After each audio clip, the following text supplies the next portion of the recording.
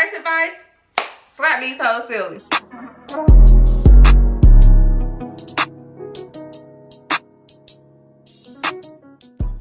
Hey y'all, so today's video is interesting as I'm going to be giving myself the realest advice ever to my younger self. You know, give you guys a little info on what your girl been through and got through. But first, this video is sponsored by UNice Hair. And in today's video, I'm rocking their highlighted wavy T-part lace front wig. It is an ombre brown tone color. Some may call it chocolate. The length I have is 18 inches. And I'm just going to show you guys how I installed it. So I am using the wig cap that came into the box that they sent. It is in a light tone color, but of course later I'm going to be applying some of the makeup on there to get it more so of my shade. I did glue it off camera. It's very simple. I'm pretty sure you guys have seen it all over. I didn't do it any difference, but just so you know, I am trying to do the ball cap method, and I believe I did pretty good here. So as I finish cutting off the part that I don't need, it's time for me to give this cap some color. So I'm going in with my Maybelline powder makeup, and y'all, I'm literally running out of this. So I did just have to kind of work with what I already got there. So to just finish it off, though, making it more so of a ball cap method, I did just go in with my tinted spray that I usually spray under my wig on that lace. But hey, what's the difference? They're both going on the same way. And then here I'm just pretty much trying to position my wig, just seeing how it'll fit, measure it out, just seeing where I want it to actually lay. And then once I have it figured out, I'm going in with my Bold Hold lace glue. And you guys know how they do those little dots. I don't like those little dots. I need to make sure this thing is stuck, secured, and go stay forever. So I did go in with 2 layers in a zigzag way. And I don't just put 1 layer, let it dry, and then put on another layer. No, baby. I put both layers down. Go ahead and kill 2 birds with 1 stone, because ain't nobody got time to wait. This process is already take a little long. So your girl was just trying to get it through. So once it's tacky enough, you already know it's time to go ahead and slay that wig down. And just to make sure it's staying and ain't going nowhere, I'm just taking the rat two-tail comb and just kind of combing it down where I know the glue is, and just pressing the lace and the hair onto that glue. And then, of course, you know, we got to cut the lace. So I usually like starting in the middle first and then working my way down to the side. And let me just say, y'all, this wig came pre-plucked. However, I definitely wish I would have plucked it some more, because the hairline was definitely too sharp for me, and I didn't really realize it until like after the fact. And then there just now, what I just did was just cut off the lace behind my ears, so that thing be irritating. I don't know about y'all, but that got to go. So I'm just applying pressure to the lace to make sure that things stay. And to do so, I'm just tying it down with a scarf. And I left that scarf on for about 5 minutes. Pretty much usually all it takes. And then I'm just going to be putting my hair in a ponytail, because next we're going to work on these edges, these baby hairs. I really don't know why I put in a ponytail if the hair is up front. But anywho, here, y'all see I got extra lace that I missed out on. And I should have paid close attention before I glued it to my head. So you may see it here and maybe throughout the video, but I did just have to retouch it, that you guys will see later here. But yeah, let me tell y'all something about this hair. This hair is soft, okay? Capital S-O-F-T, soft. It was so soft, I could not do the baby hairs on camera. I'm not saying soft hair is bad, because it definitely felt good. I guess I'm just used to my type for hair, so I was kind of struggling. I'm the best at doing it on my natural hair, but on a wig, I definitely need more practice. But as you see here, as I was talking about earlier, I'm just trying to blend the leftover lace in a little more by adding more powder to it, as well as the part, and then proceed with a hot comb to lay down my flyaways before I start styling it.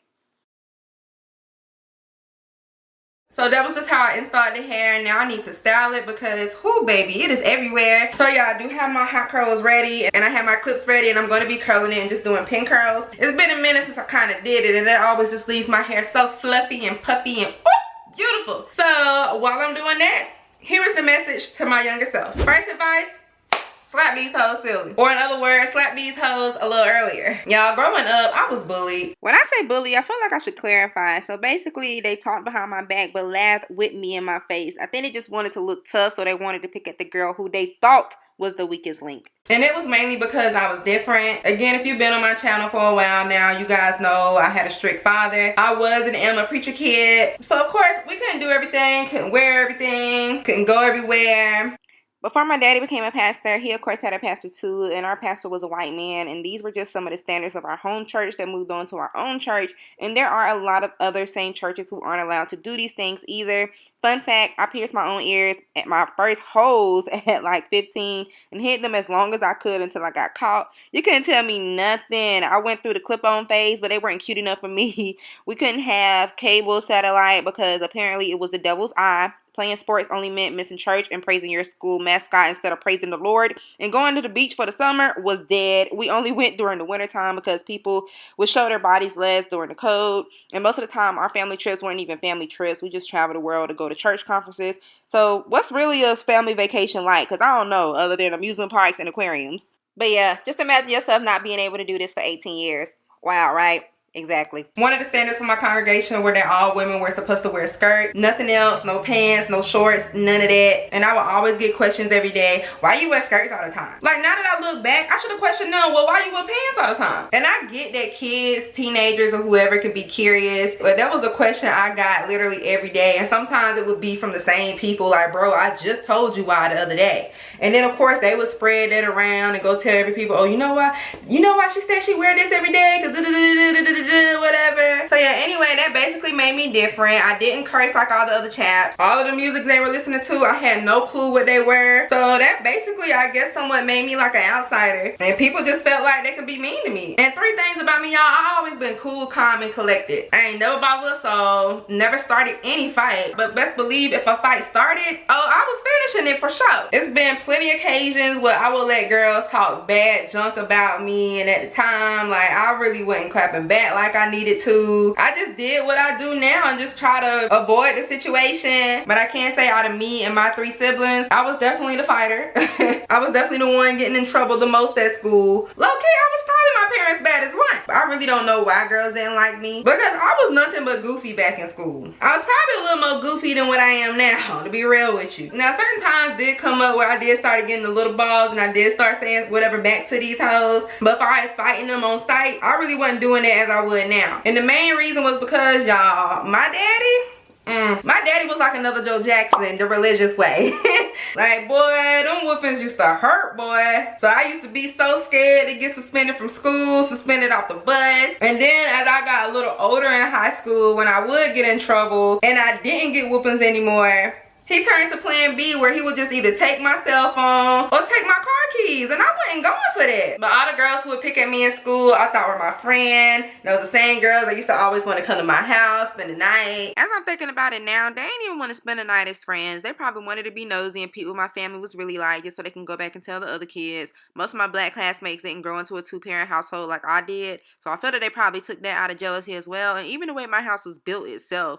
But most of all, they really just wanted to be nosy, and that's just childish. If they wasn't picking at how I dressed, it was my hair, how I used to try to dance. I remember even all of them used to pick at my car, but they were the main ones wanting to ride out in it though. So now that I think about it, and I said this before in one of my videos where I discussed about friends, like, looking back at situation, I was used a lot, okay? Definitely used a lot. And that's one thing I definitely don't let people do nowadays. Like, you're not finna use me, you're not finna talk junk to me, and you're not finna act like everything all good. I could have been in so many more fights in school until I thought about my daddy, and low-key thought about the sake of them hoes. Because one thing about me nowadays, I hit you with the 2-piece real quick. And another reason why I felt like a lot of girls picked at me back then was because they took my goofiness for something else. Like, look, let me tell y'all something. And I think a lot of girls still think like this to this day. Just because a girl or anybody look a type of way, talk a certain way, dress a type of way, they could be the prettiest, goofiest person ever, but that don't mean try them. Them be the crazy ones. Trust me, I know. So don't be trying to overlook things like that, thinking we ain't about their life. Because when I turn up on you, then y'all gonna know for sure, oh, she wasn't playing. I know not to F with her again. And there were girls like that at my school, and some of them was even family members who wanted to look all big and bad and gang up on a girl who wore dresses and skirts all the time and end up looking silly at the end. Either because I exchanged some words to hurt their feelings, or I fought them. Simple as that. So that's why I always said, bro, when I have kids, I'm definitely going to tell them, if you're getting bullied in any type of way at school, hit them. Or at least wait till that person hit first, and then when they hit first, put that booty to work. I don't want to promote violence on my channel, but I do believe in people standing up for themselves, especially if they were anything like me, not bothering nobody, just was cool, silly, the type of person who loved to have fun. and all of a sudden you just got haterades coming out the blue trying to pick on you and stuff. And even some of those same girls now, where you think they at? They supporting me, they watching me, they want to hang out. They want to do the whole 9 yards. They want to keep up with the kid. And like little things from high school, I don't really hold grudges, but I do remember how people are, and I'll never forget that. So if I were to see those girls in person, yeah, I'll say hey, speak to them. Some of them I might even hug, but I don't think I could ever find them trustworthy enough where I could feel like they could be my friend. Because after so many years of dealing with that, it's just like, bro, who the freak needs friends? You feel me? And I kind of want to get a little deeper into that. Do another one of those type of videos on why I don't have friends, etc. But that's just for a whole nother day, y'all. Because y'all know I can talk. So the next advice I would have gave myself is save your coins. Have y'all ever just sat there and thought to yourself about everything you done spent money on? I don't care if it was something as small as a toothpick, some conditioner, a pack of Tyson chicken at Walmart, freaking jewelry, clothes, tinting your windows, getting your hair did. Heck, it can even be your bills. Have y'all ever literally sat there and thought, dang, if I could get all of that money back that I've ever spent, how rich would I be? I think that all the time, because like if I even look around my room now with all the stuff I bought, this is a good $3,000. So imagine if I could calculate everything I ever bought all together. Child, I could have been a millionaire, or at least $1,000. I definitely would have saved more money though. Not even just saving money. If I can turn back around and just teach myself how to manage money, that would have definitely been a good advice to myself too. Like I really don't feel like I don't know about everybody else, but I really feel like my school didn't teach enough where it came to like managing money, financing money, etc. It's like nowadays I have to learn on my own, or I have to ask from my siblings or my parents. And I do feel like that's the first place where you should learn it at anyway. But the school systems, like back then, that I think about it, them joints was whack. If I thought the way I do now, I definitely would have had me a secret stash somewhere just building. Stash so big you can't even close the box, close the wallet. Especially when the pandemic hit, ain't nobody know this virus was coming. But you know, you just want to make sure you set putting money to the side, that you got to spend short term, long term. You just want to make sure you're good, because don't nobody like being broke. The goal is to get rich, and there's enough money out there for everybody. That's the same thing that goes into credit too. I really don't feel like that was something I really learned, and honestly I'm still learning about credit, old as I am, but ain't no shame in my game, because who says there's a timing on it? The next thing I would have told myself, y'all, and this is real big, I think about this to this day, is to don't pause your craft. And what I mean by that is, you guys know this is not my first channel. I created a channel when I was like in 10th grade. I was 17 years old. That channel is still up and running now. I have 0 subscribers, but I did have like maybe 5 to 6 videos on there. I would tell relationships advices, and then I move on from that to dancing videos, telling y'all my favorite club songs, etc. Knowing dang well I wasn't even old enough to get in the club. But furthermore, y'all, I always think back, and my sister even told me like when I did restart or start this channel, I believe I started this when I was 20 years old. So back in 2013 is when I created this channel, but I didn't start posting on it until 2015. She thought I should have just started reloading on my first channel, but it's kind of like I wanted to start everything fresh, everything new. But of course, when I started this channel, you know, I wasn't as consistent. I really didn't start getting consistent till like 2018. So imagine if I was consistent from when I was 17 years old. Didn't stop. You know, I really feel like my channel would have been bigger than what it is, because I still consider my channel small. And honestly, I don't even know why I took that unexpected break. But I do remember telling people at school, like, I just loaded this video, go check it out, da da da da, whatever. So I couldn't have been embarrassed, so I don't know what it was. Like, y'all, I really started YouTube off a webcam. That's why when I tell people now who don't know me, we start talking and I tell them I'm a YouTuber, I feel like they give me that, oh, okay, type of look. Because they probably think I'm in it for the money or doing it because of this and that. When in reality, boo-boo, I've been doing this before I even knew you could get paid. Even when I started this channel, I didn't know you could get paid. I didn't find that out until like, what, 2 or 3 years ago? And besides, this has always been a hobby. Even the people who grew up with me know this was a hobby. We used to have like a media class back in high school where you would go around filming people, and I was on the morning news, so I would like insert clips and stuff and talk about it to the whole school. You know, I always kept the camera on deck. Like, my Facebook page now has all the proof on there. And let's not talk about MySpace. Man, if I could get back on my MySpace account, bro, I pay to get back on that thing. It's so many videos I had on there, y'all, that I just want to revisit, look at, and probably laugh because I knew I was looking a hot mess and acting a hot mess. So yeah, this definitely ain't nothing new. I even had my cousin send me something the other month, a video that I did of me and her, and she was like, look at you, always been in love with the camera. And I was like, yeah, dang Skippy. And I'm glad I do have videos from back when I was in high school or whatever other events I had, because that's always something I can go back to show my kids. That's something I can look back and think about. I'm just glad I have those memories there. I feel like I kind of got off topic with that, or did I? But I just hate the fact that I didn't continue my craft. I put a pause to it, and it's like now I have to rebrand myself, rework myself, or whatever you want to call it. But you know, it is starting to turn out good in my favor. What does this nigga want? My bad, y'all. Bay so aggy until he asked me what I want to eat though. But yeah, back to it, to sum up that advice, I definitely wish I would have kept going, especially when I was in college. Listen, my vlogs would have been too lit, okay? That was my first time away from my parents. It was just overall lit. Again, the strangers that I do tell that I'm a YouTuber, I have to let them know, like, this ain't nothing new. Your girl been on it, and I'm gonna stay on it for as long as it's relevant. The next advice to myself would have been, don't just date anybody. Back then, y'all, I look at the guys, I'm pretty sure a lot of people do that. I look at the person I dated back then and just shake my head, because what the freak was I thinking? I felt like I only dated people because they said they liked me. All the boys I look back at now, like, they weren't even cute. Like, even today, they look horrible. And it's like, why ain't nobody tell me? Throughout my high school career, I probably had one fine boyfriend, and he didn't even go to my school. And I think the last time I seen him, he got somewhat of a little J. Cole going on, because his dreads looking like they need some meds. Like, I really don't think I thought that out. Y'all, I didn't even know my curl iron shut off, so I gotta wait till it reheat. But yeah, when I was dating guys back in the day, I felt like I was doing it just to be nice. I was trying not to hurt their feelings. And you know how people say high school relationships aren't even that serious because you just learning. You really don't know what you really like. But I can't even look at that saying the same no more, because it's so many people out here today who are married to their high school sweetheart. LeBron James being one of them.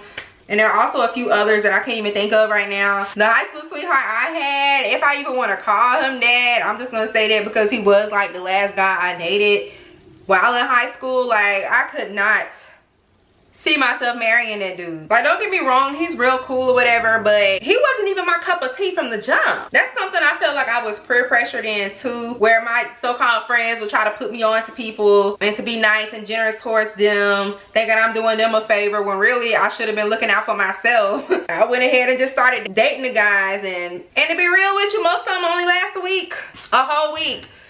Probably shorter than that. Y'all, my lighting is getting darker. The weather been iffy down here. You know I like depending on natural lighting nowadays. So hopefully we can get through this a little quicker. Matter of fact, let me get my ring light. Okay, now we back. But yeah, even some of the guys I dated that were at other schools, I'm gonna be honest with y'all, I was not treating them right.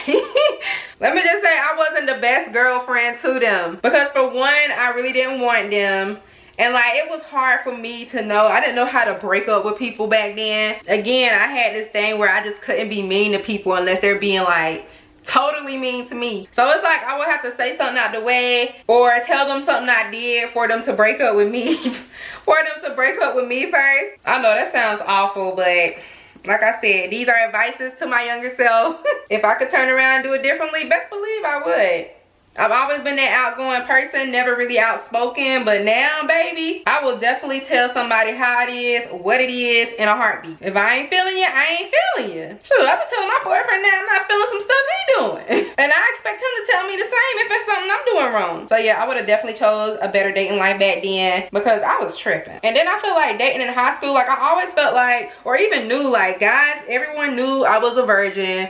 I was a virgin my whole high school career until I got like to the 12th grade. Unlike all of my other classmates, they was already busting it down, going to Pound Town, whatever you want to call it, since they were like in middle school. Like middle school, baby, you still a baby, you feel me? But it's just like, you look back now, you be like, done, I really had some thotties as some classmates. And I remember them always pressuring me, like couldn't wait, telling me I need to hurry up and lose my virginity. I was the last one left in the crew. Like, baby, you look back now, you just think, why was they telling me that? We weren't nothing but freaking 14, 15 years old. Like, That's not something you would tell somebody, and I definitely hope and pray to God none of my kids have to witness that from their classmates. And plus, like, I didn't even have like the little sex talk with my parents because in their perspective, I believe it was, well, maybe if we don't talk about it with them, they won't think about it. Like, nah, we really thought about it. Like, the peer pressure I had growing up. Listen, that is something no kid should have to experience. And of course, you can't control your kids when they're not around you, so you don't know what they doing, what they listening to, who telling them this, who telling them that. Now that I'm talking about all this stuff, it just hit me that I had bad communication skills. I couldn't talk to my parents about things out of frightness and judgment, and I couldn't even talk to any of my so-called friends because of backstabbing. Like, it was really horrible. And I just felt like I just got all off topic just now, but it kind of still relates to that, because basically, as I was saying, like, a lot of guys knew I was a virgin, and basically they wanted to be the first one to hit. Simple as that. So it's like at a lot of points where guys would try to talk to me, it's like, oh yeah, I already know what you want. I already know what you're trying to do, and I ain't even with all that. So it's like over the years, I always just try to come off more as a home girl to them to avoid myself catching feelings and falling for that, because it's getting wicked out here. It was wicked back then. So yeah, I definitely would have thought, I definitely would have wished I had a pep talk from someone in my family, my parents, my siblings, whoever, instead of having to listen and learn from my classmates who were the same age as me, who had no business doing what they were doing. So the next advice I would have gave to myself is sneak out more to experience more.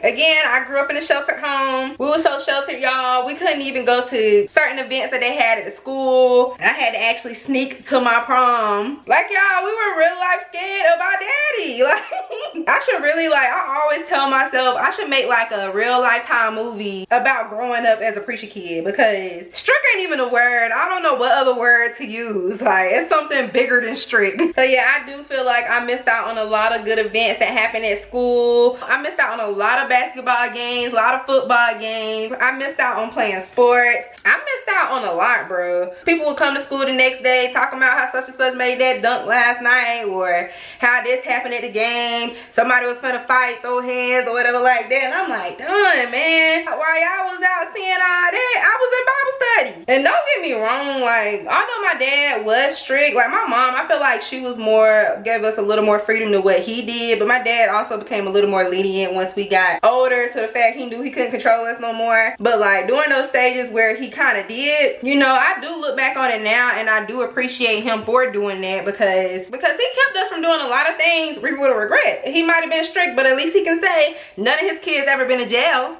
None of his kids got pregnant while in high school. Shoot, even middle school girls was getting pregnant. Y'all, maybe it was just my school being ghetto. I don't know, but whoo, child. But yeah, I am thankful for that. I think I'm like the only girl left now out of my high school who is still kidless. And I love the kids. Keonna love the kids, y'all. But I don't need them right now. I got 3 nephews. I got a newlywed brother. I'm pretty sure they about to bring in some kids. Yes, I want kids. I want a lot, actually. But it's definitely a lot of things I want to do, get done, accomplish, or whatever before I have my seed. And I keep getting off topic. I'm sorry, y'all. And I said sneak out more because I have snuck out, of course. Like, you ain't think I'm about to be sheltered forever. I had to have some type of fun. But the most time I would sneak out, though, is to go to like parties and stuff like that. And bro, I remember going to that first party. I felt so dead wrong. Like, I felt like my daddy was watching me the whole time I was there. Like, if I even thought about twerking, it's like his face appeared in the ceiling. I'm like, Lord, I don't need to be here, God, etc.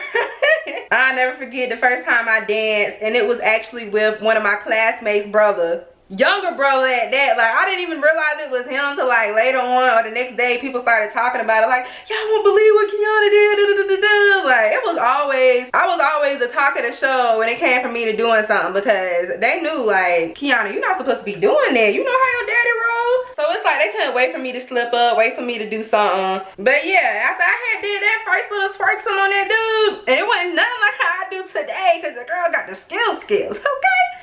Miss Twerk 'em too. You know, I started getting a little looser. I started rocking out, having fun, or whatever. snuck back in, peacefully quiet, went back to sleep. Or actually, when I did sneak out, I think I would stay at like my friend's house, and that would most of the time be my excuse to get out the house. So if I do decide to go to my class reunion, I'm hoping there's something I can chime into on things that we all did together. So the next one I have is bless out your bosses and F that job. Y'all, let me tell you something about my little job experiences when I was working. Growing up, y'all, when I got my first couple of jobs, my very first job was at Burger King. I was 17 or 18 years old. Went from fast food joints to retail, started working at call centers. And y'all, let me just say, I don't know if it's because we're younger or what, but these bosses just be trying to talk to you any type of way these days. Like growing up, when I first started getting jobs, I've always had like the worst experiences with bosses who would just talk to me any kind of way. And y'all, as much as I wanted to say something back, y'all, but it's just like, dang, I'm stuck between either losing my job and respecting the elderly. And I feel like that's the reason they thought they could talk to me any type of way, was because I was younger. And like after a while, y'all, you just get fed up. Like, let's be real here. You get tired of being the nice guy, the nice employee, the nice friend, the nice whatever. And like, you just have to stand your own ground sometime. And I believe that's the reason why I am today. Don't take no mess, don't take no jump, because I've been through it. You feel me? I'm quick to say what's up. You know, you want to fight, what's going on, what it is. Because sis is tired. Sis been through it. After experiencing that so much, I was quick to quit a job whenever people would disrespect me. And what's crazy was, I would always get the most disrespect from the black person in charge. I ain't never had a white supervisor who disrespect me or made me feel little as much as I did my black supervisors. And once you get that experience, that just let you know, like, oh no, see, they big-headed. And they didn't let their position get to their head. Most of them have been black women, but one of them was a black man who wanted to be a woman. He was homosexual, and he was one of the ratchet ones. Like, I know a lot of homosexual dudes, but they ain't act nothing like this one. Y'all, that job was so done ratchet. Call center full of black people. If you did find somebody white, they was trying to act black, but the team they put me under with that one little lead boss or whatever you want to call him, y'all, dude did me so dirty. He suspended me multiple times to the point it's like, what's the reason on even coming back? And I felt like he did that because I wasn't like the others. At that point, I had started dressing the way I want to or whatever, but as far as like my attitude or coming off as ratchet ghetto like everybody else in that place, I wasn't like that. I'll never forget that time he told me to meet him at his desk. I came there and like his desk was in the opening, y'all. Like our team was only like 8 or 10 feet from the next team, and it kept being like that till it got all the way down to the end of the row. And then on the opposite side of us was where they had all the people monitoring and stuff, and you know, his boss, etc. And they even had teams behind him. I will never forget, he called me up to his desk to coach me on the call. And y'all, I don't even think the call was that serious, y'all. And again, this happened about 5 years ago. So I can't remember every detail, but I do remember me going to his desk and he's just yelling, like, I mean, da-da-da, like being extra, throwing the hands, like everything. And y'all, I was so embarrassed, like this isn't professional coaching to me. And I remember asking him like, okay, I understand, but can you lower your voice? And I did it just like this, y'all. That made the fool want to yell louder. To the headphone users, I'm sorry, but he was just like this. No, I'm not gonna lower my voice because you should have known.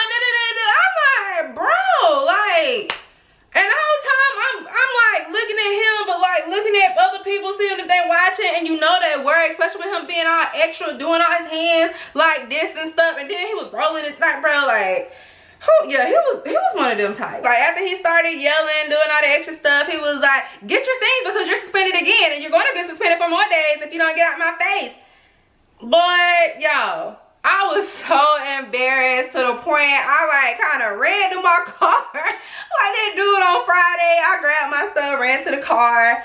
Low-key could have cried, y'all. I was so hurt. Like, I can't believe this guy just talked to me like this. Like, he could have said all of this in a professional manner. He didn't have to say it all loud the way he did, all ratchet and nasty. Like, it was terrible, y'all. Terrible. And yes, I did go back after my suspension, and every time they suspended me, it was like for a good 2 to 3 days, and it was non-paid, of course. And every time they did suspend me, it's like I would call out that next day I was supposed to come in, like, nah, since y'all want to suspend me, F y'all. I'm about to take off another day. And I'll never forget, his boss ended up texting me saying, your suspension is over, why aren't you at work? Because first of all, why does that matter? Like, y'all suspended me, y'all didn't want me there, y'all keep doing it constantly.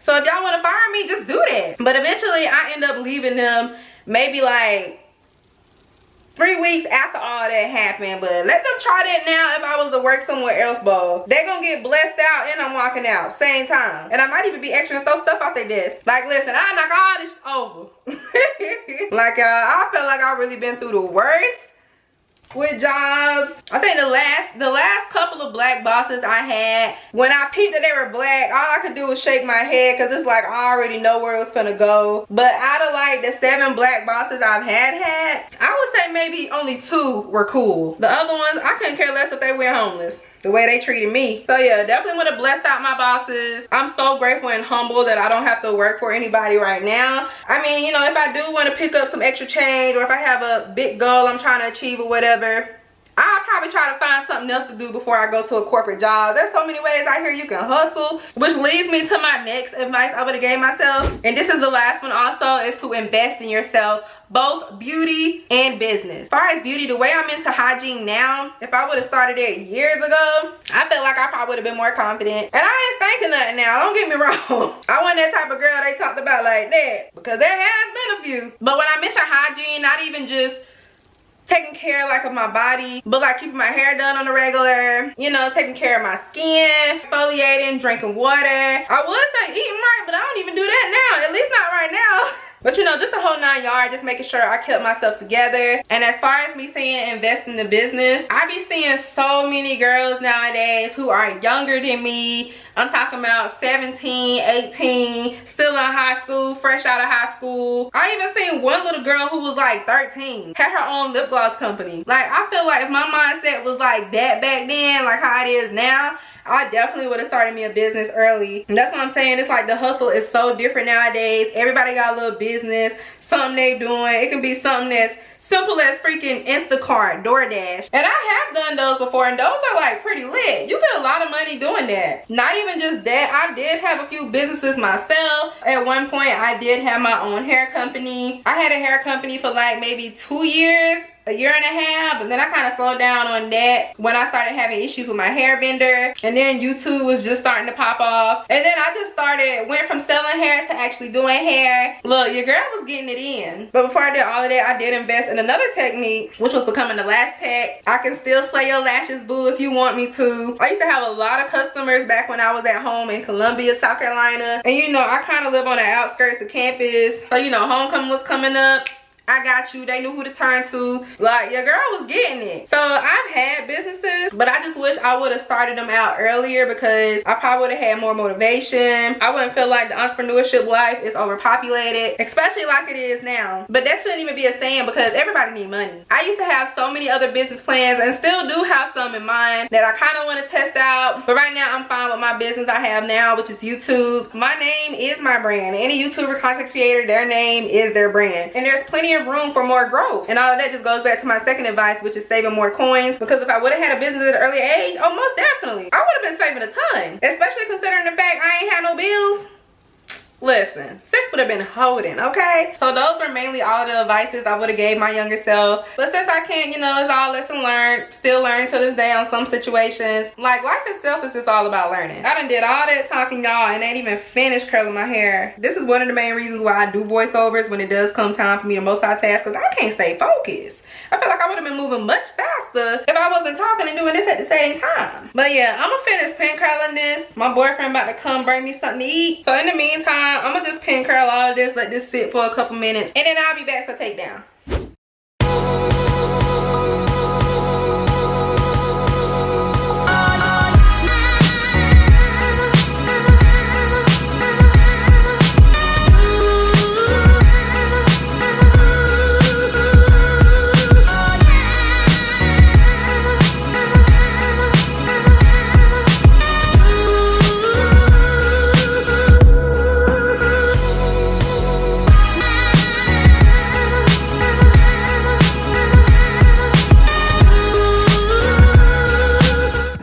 y'all, so this is the finishing look. I just love pin curls. This is definitely a great method on long lasting curls, and it just looks so bomb. I may just need to touch up on my parting again, but furthermore, the curls and the hair itself is just giving what it needs to give. And you can wear it just like this, or if you like, you can definitely just scrape your hands through to just fluff it out a bit more. I'm good with either or, honestly. Plus, I don't think I'm going anywhere tonight. It is raining outside, although that don't stop no show. But I'm definitely about to take some cute pictures though. So if you guys are interested in this beautiful hair, definitely check the description box below where I will have the link listed. Thank you guys for watching and tuning in, and as always, like, comment, subscribe. Let me know what you think about this hair. What are some advices you would have gave your younger self? Y'all know I'm down to read and listen. But until then, I'll catch y'all on the next one. Bye.